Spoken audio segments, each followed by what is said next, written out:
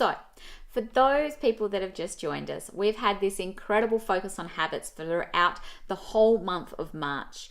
Not only have we dug into what they are and how they're created and how we can change them, but I've also done some little mini challenges as we've gone to implement really good habits into people's lives and also get rid of some crappy habits that they're holding on to. But I wanted to recap for those that have been following along, and for those that haven't but also want to know what exactly we did, what it is that you've achieved over the course of March. We've looked at and we've understood how habits are the key to reaching your goals. We looked at our conscious and non-conscious behaviors and understood that for most of us, our habits are non-conscious.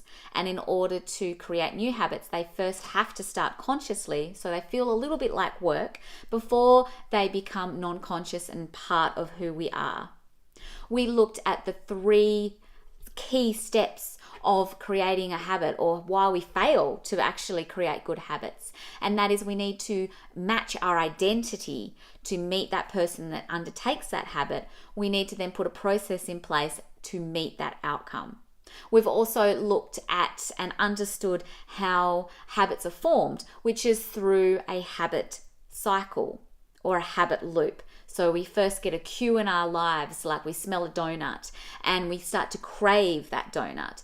And then our response is to eat that donut, and then a reward is we've fulfilled that craving. Therefore, we've created a connection in our mind that when we smell donut, we eat donut, or when we walk down the street and we see our donut shop, we eat donut.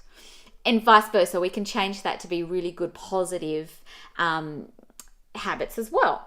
And we also, guys, looked at implementation strategies. So the idea of having a key implementation plan for a habit that you're wanting to implement. So it is what you do, so your action, the time that you're going to do that, and where exactly you're going to do that.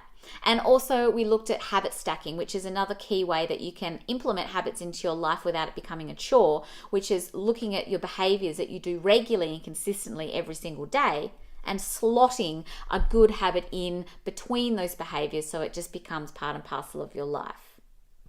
So that's a lot that we've gone through. That's a huge amount of education and learning on habits. And I hope that's really benefited you and given you a really deep insight into, the habits that you've got, why you've got those habits, and how you can change those habits. What we've also achieved, though, let's not stop there, because this is amazing.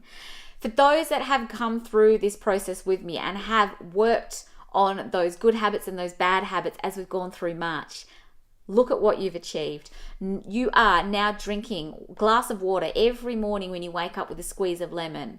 You are taking some space, at least 1 minute every day, just to breathe and relax. So let's have a look at those 2 quickly. Water every day, you flush your toxins out of your body. You've got clearer skin. You're healthier in general. You're more alert.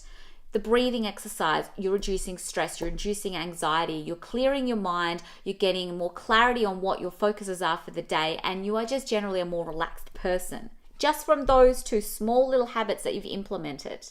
You've chosen a good habit and started to create the identity around that. We provided you with an example of that, or an option for that, which is to become the person that exercises 3 times a week. So for some of you, you're exercising 3 times a week, and what impact that's going to have over the course of the next few months if you're exercising regularly, and over the course of the rest of your life, is you are going to get to your ideal weight. You're going to feel incredible in your own skin. You're going to look incredible, and you're going to reduce, diseases and illnesses and all those sort of horrible things that occur from our everyday life. You've chosen a good habit to implement through the habit loop. So we suggested healthy snacking as an option. And you've also chosen a good habit that you can implement on an implementation plan or stack in, like our habit stacking that we talked about in the previous video. In addition, guys, you have chosen or recognized a bad habit that you've got and the identity that's supporting that bad habit, and started changing that identity. And you've also found those bad habits that you've got and you've broken the habit loop. And the impact that those are going to have, not having those bad habits in your life, are incredible over a period of time, are going to be absolutely incredible and life-changing for you. So I'm really excited. Let me know how you've gone. Hit me up in the comments below and let me know what great habits you've implemented into your life, how you've gone over the course of the month, and the bad habits that you've got rid of. Because remember, it doesn't have to be life-altering, shattering, big, giant habits or big giant outcomes. They just need to be small little actions, small little behaviors that you tweak, that you change, that you implement into your life every day and every week, that can completely alter the course of your life going forward.